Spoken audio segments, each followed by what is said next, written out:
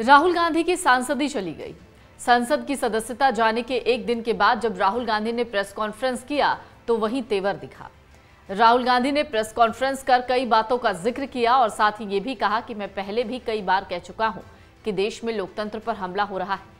इसके उदाहरण हम आए दिन देख रहे हैं। उन्होंने कहा, मैंने संसद में पीएम मोदी और अडानी के रिश्तों को लेकर सवाल पूछे जिसके कारण मुझे हटाने की साजिश रची गई। राहुल गांधी का आधिकारिक ट्विटर हैंडल अगर आप देखेंगे तो उसमें एक ट्वीट है। ये ट्वीट कई ओर इशारा करता है। राहुल गांधी के इस ट्वीट में लिखा गया है, मैंने प्रधानमंत्री की आंखों में डर देखा है, वो डरते हैं अडानी पर संसद में मेरे अगले भाषण से।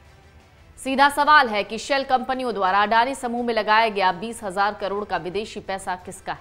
ये सारा नाटक इसी सवाल से ध्यान भटकाने के लिए है। लोग इस पर अब अपनी प्रतिक्रियाएं दे रहे हैं जो ट्वीट राहुल गांधी ने किया है।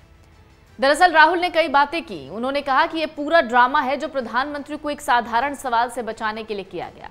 अडानी की शेल कंपनियों में 20,000 करोड़ रुपए की जो बात कही है राहुल गांधी ने, उसको लेकर वो लगातार सवाल उठा रहे हैं। उन्होंने कहा, मैं इन धमकियों, अयोग्यताओं या जेल की सजा से डरने वाला नहीं हूं। हालांकि राहुल के बयानों को गौर से देखें तो कांग्रेस नेता ने यह भी कहा कि उन्हें कोई फर्क नहीं पड़ता कि मैं संसद के भीतर हूं या बाहर। मुझे अपनी तपस्या करनी है, मैं उसे करके दिखाऊंगा। ये मुझे मारे, पीटे या जेल में डालें, लेकिन मैं अपनी तपस्या करता रहूंगा। ये पूरा ड्रामा है जो प्रधानमंत्री को बचाने के लिए किया गया। लगातार राहुल गांधी ये कह रहे हैं कि उनको धमकियां दी जा रही हैं और उन्हें अयोग्य करार दिया जा रहा है, उन्हें जेल की सजा के नाम से डराया जा रहा है। राहुल गांधी की प्रेस कॉन्फ्रेंस में कई सवाल उठे। दरअसल राहुल गांधी का 2019 का वो बयान भारी पड़ गया जिसमें उन्होंने ये कह दिया था कि सारे मोदी नाम वाले ऐसे क्यों होते हैं, यानी चोर क्यों होते हैं। लेकिन क्या सच में राहुल गांधी ने एक समुदाय विशेष का अपमान किया? ओबीसी का अपमान करने के भाजपा के आरोप पर राहुल ने कहा कि मैं भारत जोड़ो यात्रा में हजारों किलोमीटर चला, मैंने सबको जोड़ने की बात कही। भाजपा ओबीसी मुद्दा उछालकर डाइवर्ट करने की कोशिश कर रही है। 48 घंटे में कांग्रेस नेता राहुल गांधी के लिए काफी कुछ बदल गया। वो अब पूर्व सांसद हो गए।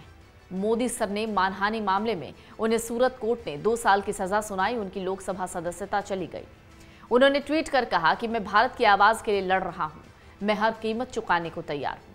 आज अपनी सदस्यता छीनने के बाद पहली बार जब उन्होंने प्रेस कॉन्फ्रेंस की तो उन्होंने कई बातें कही। उनके साथ भूपेश बघेल और अशोक गहलोत भी मंच पर थे। इसे बीजेपी के ओबीसी अपमान के तौर पर जवाब देने के संकेत के तौर पर देखा जा रहा है। दरअसल इसमें कोई शक नहीं कि राहुल गांधी जब बोलने पर आते हैं तो वो क्या बोल जाते हैं उन्हें बोलने के बाद पता चलता है। शायद इसी अपरिपक्वता और जल्दबाजी को बीजेपी मौके के तौर पर भुना लेती है। राहुल गांधी की लोकसभा सदस्यता जाने पर कांग्रेस ने केंद्र सरकार पर तीखा हमला बोला तो भाजपा ने भी पलटवार किया।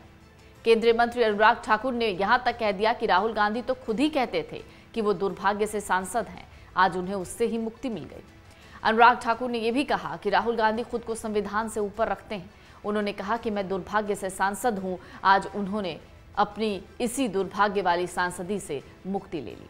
दरअसल राहुल गांधी ने लंदन में दी गई अपनी स्पीच पर छिड़े विवाद को लेकर मीडिया से कहा था कि दुर्भाग्य से मैं सांसद हूं और वहीं पर जवाब दूंगा।